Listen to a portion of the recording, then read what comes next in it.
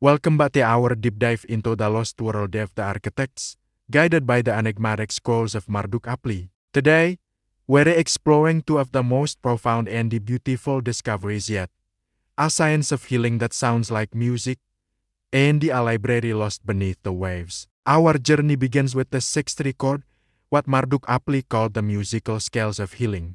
A route of tablets made of resonant bronze, found in a city that now lies beneath the salted lands, a place we believe is the modern Persian Gulf. These weren't inscribed with words, but with patterns of pure sound. When played, these harmonies could mend broken bones, cure diseases, and soothe a troubled mind. The architects called this the harmonies of the body temple. This concept, healing with sound, isn't just an ancient myth. It's a field we're only just beginning to understand today, called bioacoustics. Finch, driven by this idea, followed that trail to the island of Bahrain, known in antiquity as Dilmun, a legendary paradise in Sumerian lore.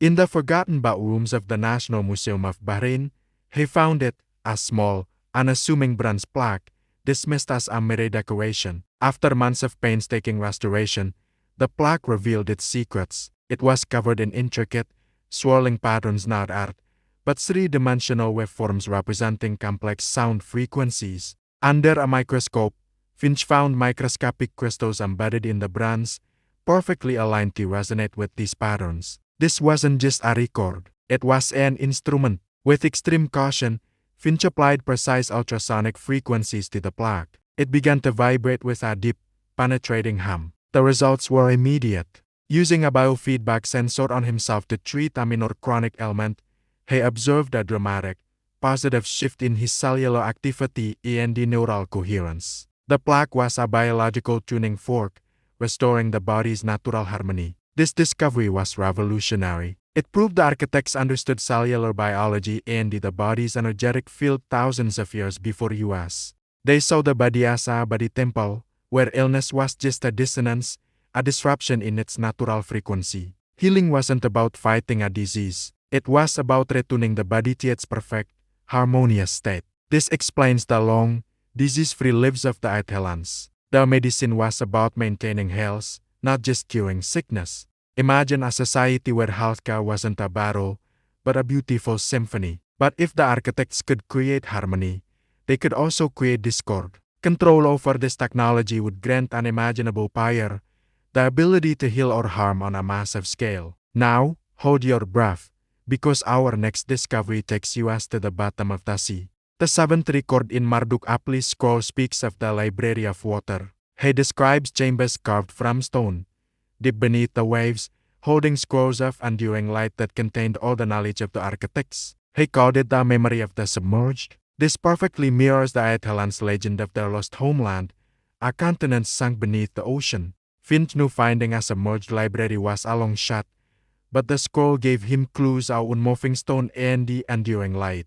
This pointed him to the Black Sea anomaly. About 7,5 years ago, a massive flood from the Mediterranean rapidly submerged the huge freshwater lake basin, creating the Black Sea we know today. This event would have perfectly preserved anything below the waterline in its oxygen-free depths. Working secretly with a marine archaeology team, Finch investigated strange sonar readings from the deep. They showed massive, perfectly rectangular structures, far too regular to be natural. He took a deep-sea submersible down himself, piloting it into the crushing darkness. What he found was beyond imagination. It wasn't a city of ruins. It was a series of vast, cylindrical chambers carved with impossible precision directly into the ancient bedrock. The entrances were sealed by massive, translucent crystalline doors that pulsed with a faint rhythmic light.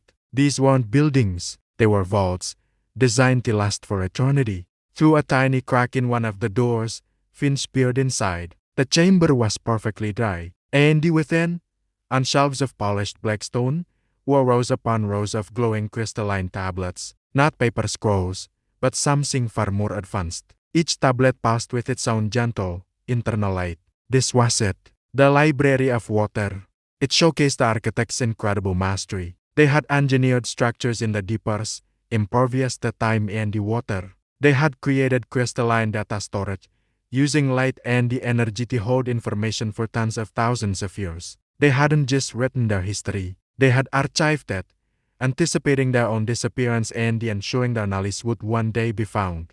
This discovery changed everything. The architects weren't just a lost civilization. They were planners. They seeded the future, leaving behind not just genetic legacies, but meticulously preserved libraries of their wisdom. This underwater vault was just one piece of the puzzle, perhaps a smaller node in a global network of knowledge. But it also raises a terrifying question. If this is the knowledge they chose to preserve, what secrets were deemed too dangerous even for these vaults? What did they seal away, and why? We've seen their mastery of flight, climate, energy, time, healing, and now, knowledge preservation. The picture of the architects is becoming clearer, and it is more inspiring and intimidating than we ever imagined. Thank you for joining me on this incredible journey. There's still so much more to uncover about the architects. If you don't want to miss the next chapter, make sure to hit that subscribe button and turn on notifications. I'd love to hear your theories in the comments below. Until next time, keep questioning everything.